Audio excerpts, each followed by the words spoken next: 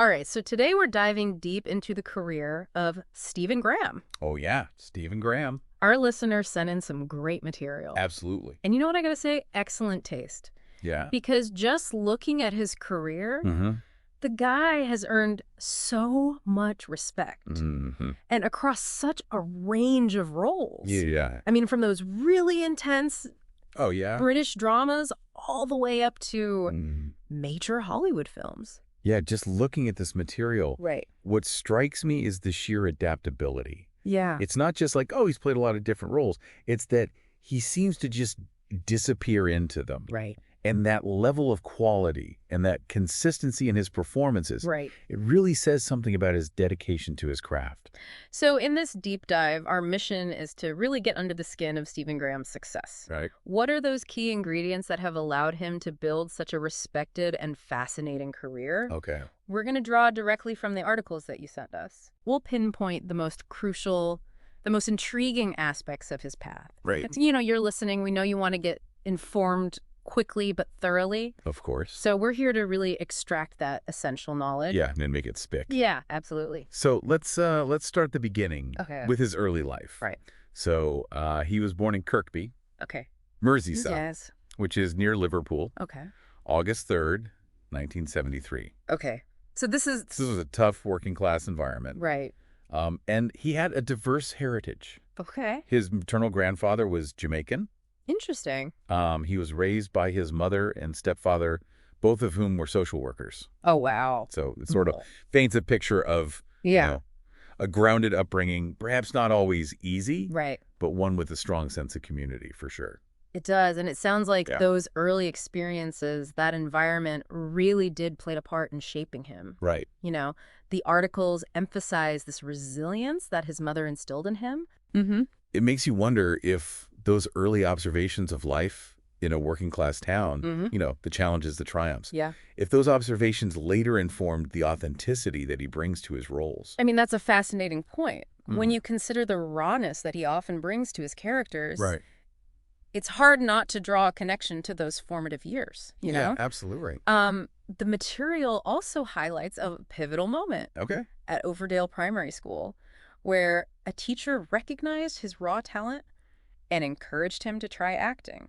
Oh, wow. And interestingly, he was initially reluctant. You know, he lacked confidence. It's remarkable how often we hear that. Yeah. That a single encouraging figure can really alter the course of someone's life. Right. What do you think it is about that early recognition that can have such a lasting impact, even on someone who initially doubts themselves?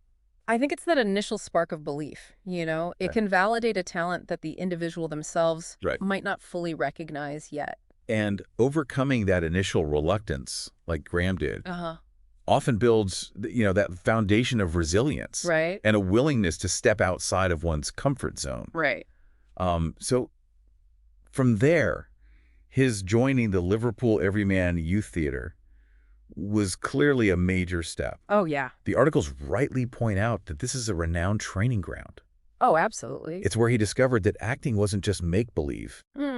It was a powerful outlet for emotion. Oh, wow. Yeah. The Everyman Youth Theatre? Yeah. It's like a crucible for so many It really is. great British actors. Yeah, I mean, it really underscores the importance of those early supportive environments. Yeah. Where you can experiment and learn your craft without those intense pressures of the professional world. So from that foundational experience in Liverpool, he goes on to Rose Bruford College in London. But the path wasn't entirely smooth, was it? No, it wasn't. The material mentions his struggles with dyslexia and this really unique way that he learned to navigate it with his wife, Hannah Walters. I mean, for her to read scripts to him repeatedly for memorization just shows an incredible level of support. Yeah. And his determination to not let dyslexia be a barrier. Right. And what's particularly insightful here is how a challenge like this might have actually shaped his approach to performance. Right. Perhaps focusing more on, you know, the auditory and the emotional nuances of the text. It really speaks to their bond, you know, meeting at drama school and building not just a marriage, but this powerful creative partnership. It sounds like Hannah has been absolutely integral to his journey. Absolutely. Providing that unwavering support, acting as a sounding board. In such a demanding and often unpredictable industry, having that consistent anchor can be invaluable. So let's look at his early career. The material mentions these smaller TV roles, including a nostalgic nod to the Children's Ward. But his first significant film break came with Guy Ritchie's Snatch. Oh, yes. In 2000, he played Tommy. Right. This fast-talking, unlucky boxing promoter. Alongside some massive stars. Oh, yeah. I mean, come on. Snatch. What a film. It achieved that rare cult classic status. And Stephen Graham's portrayal of Tommy, even amidst all those larger-than-life characters, it was instantly memorable. I mean, there's this raw energy and charisma about him. Yeah. How important do you think it is for an actor to make such a strong impression, even in those early supporting roles? Oh, I think it's crucial. Yeah. Snatch showcased his ability to just inhabit a character fully, even with limited screen time. It demonstrated this natural on-screen presence, this ability to deliver dialogue with such a distinctive rhythm and energy. And that kind of early impact can definitely open doors. Oh, for sure. And put you on the radar of those influential people in the industry. Right. And which in Graham's case seems to have happened. Because just a couple of years later, he lands a role. Albeit a small one. Okay. In Martin Scorsese's Gangs of New York. Working with Scorsese, DiCaprio, Daniel Day-Lewis. I mean, that's a huge step, even if the role was smaller. It's a huge step. And the material emphasizes the invaluable opportunity to observe and learn from such masters. Oh, absolutely. Of their craft. And perhaps even more significantly, Scorsese was clearly impressed. By his intensity and authenticity. For a director of Scorsese's caliber.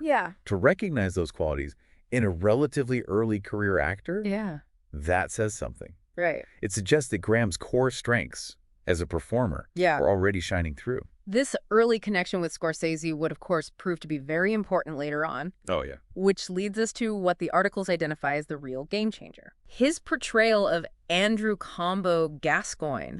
In this is England in 2006. Wow. This role was seismic, wasn't it? It was pivotal. This deeply complex character in a film that did not shy away from the brutal realities. No, it didn't. Of skinhead culture.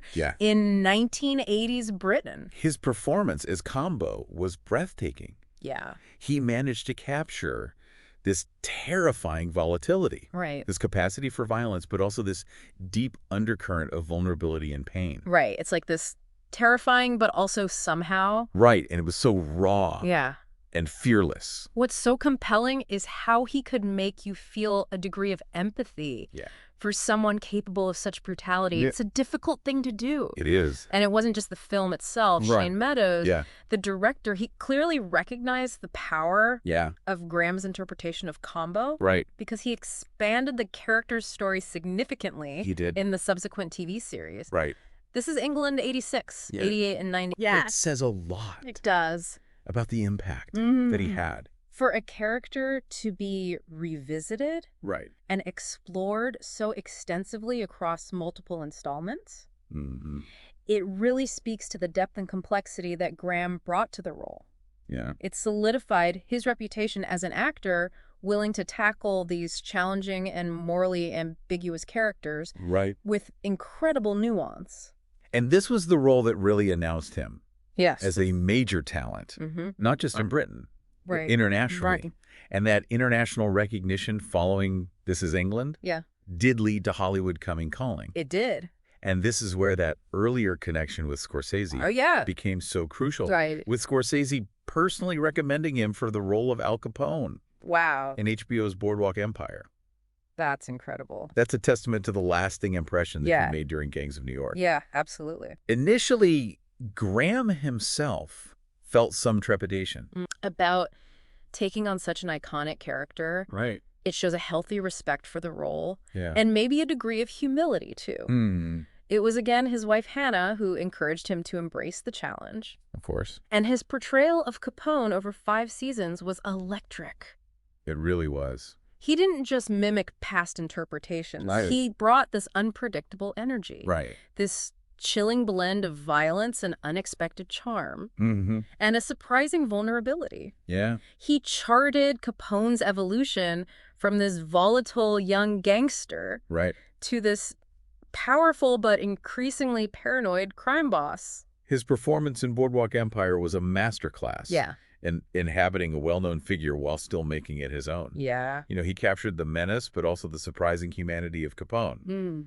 And this role truly catapulted him to international stardom and undoubtedly opened up a wider range of opportunities in Hollywood. And those Hollywood roles did follow. They did. We saw him as Scrum in a couple of Pirates of the Caribbean films, bringing his signature intensity to those big-budget adventures. Yeah. Then he reunited with Scorsese for The Irishman. Right. Holding his own in scenes with Al Pacino. Robert De Niro? Robert De Niro. I mean, come on. Amazing. And he even ventured into the MCU. He did. As Detective Mulligan in Venom. Yeah. Let there be carnage. What's fascinating is his ability to move so seamlessly between these very different kinds of projects. Yeah. From gritty realism to fantasy and crime epics. Yeah. He consistently delivers these compelling and believable performances. Yeah, he does. And his presence in The Irishman, you know, sharing the screen with such iconic actors, it really underscored his arrival as a significant player in Hollywood.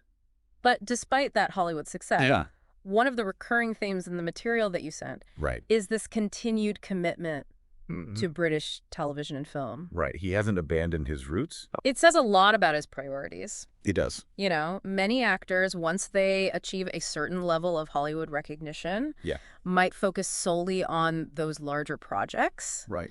Graham's consistent return to British productions suggests this deep connection to the stories and the filmmaking community here. Yeah. And a desire to work on projects that resonate with him on a deeper level. Yeah. Regardless of their scale. And his work in British television has been exceptional. It really has. We saw him as John Corbett in Line of Duty. Right. This character that had audiences on the edge of their seats. Then, in time, he delivered this powerful and nuanced performance as a prison officer, grappling with a really difficult moral dilemma. Right. Opposite Sean Bean. Of course. And who could forget Boiling Point? Boiling Point. That incredible anxiety-inducing single-take film set in a restaurant kitchen. I know. Those performances really showcase. Yeah. His incredible range and his dedication to his craft. Each of those roles demanded a different kind of intensity and emotional depth. And he delivered masterfully in all of them. Yeah. Boiling Point, in particular, with its single-take format, required an immense level of focus and commitment to pull that off. He even joined the final season of Peaky Blinders as Hayden Stagg, this role that was specifically written for him. Wow. Which is a real testament to the respect he commands within the industry here. Absolutely. I mean, for a show as culturally significant as Peaky Blinders, to write a role specifically for him underscores his standing as one of Britain's most respected and sought-after actors. And beyond those professional choices, the material also sheds light on his personal values. Despite those numerous opportunities in Hollywood, he's chosen to prioritize his family, staying close to his wife and children in Leicestershire, even reportedly turning down major roles.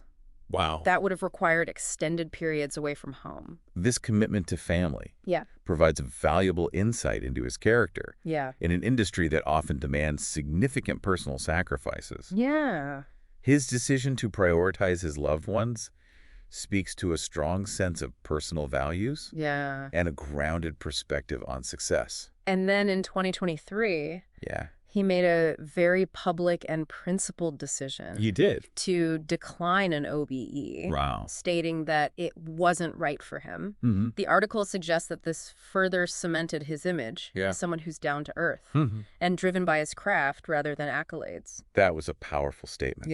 And a clear indication of his personal convictions. Declining such a prestigious honor reinforces the idea that his focus remains firmly on the work itself. And the integrity of his artistic choices. So when we look at the totality of his career, it's clear that Stephen Graham has built it on this foundation of raw talent, incredible versatility, Right. and a profound emotional depth. Yeah. He's become this incredibly respected character actor, equally convincing in those gritty British dramas and big-budget Hollywood productions. And what's particularly striking is his ability to completely inhabit his characters. Yeah. He just disappears into each role.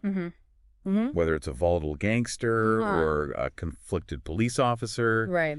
There's no vanity in his performances. Right. It's all about serving the story and the character. And beyond the critical acclaim and the famous co-stars, the recurring themes in the material are his humility, Right. his unwavering loyalty to family, and that deep, palpable commitment to the art of acting. Ultimately, as the article suggests, Stephen Graham's journey serves as a powerful reminder that the traditional pursuit of Hollywood stardom isn't the only measure of success in the acting world. Authenticity, a dedication to your craft, and strong personal values can forge a truly remarkable and enduring legacy. Okay, so let's unpack this. Right. What would you say are the absolute key takeaways from Stephen Graham's incredible journey as we've explored it? Firstly, his inherent resilience, likely shaped by his early experiences. And certainly evident in his determination to overcome challenges like dyslexia. Right. Secondly, the crucial impact of early encouragement and the formative years spent honing his craft at the Liverpool Everyman Youth Theatre. Thirdly, his ability to deliver those breakthrough, unforgettable performances in both independent British cinema and major Hollywood productions. Right, and we absolutely have to mention his consistent commitment to his British roots and his family life, even amidst the allure of Hollywood. And finally, those principled decisions like declining the OBE, which really underscore his down-to-earth nature and an unwavering focus on authentic portrayal above all else. So the real aha moment for me here is that Stephen Graham's career is a powerful demonstration that genuine talent, coupled with an unwavering dedication to the craft and a strong moral compass, can lead to a truly exceptional and respected career. It's a testament to the power of authenticity. In a world so often driven by fame and accolades. That's such an insightful way to frame it. Thanks. So for you listening, considering Stephen Graham's extraordinary range of characters and his clear dedication to authentic portrayal, what do you think is the most enduring quality an actor can possess to truly connect with audiences across different cultures and genres?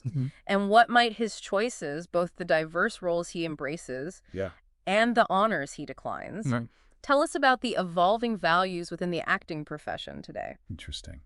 Definitely a fascinating set of questions to consider. It is. Thanks so much for joining us for this deep dive. Of course. We'll see you next time. See ya.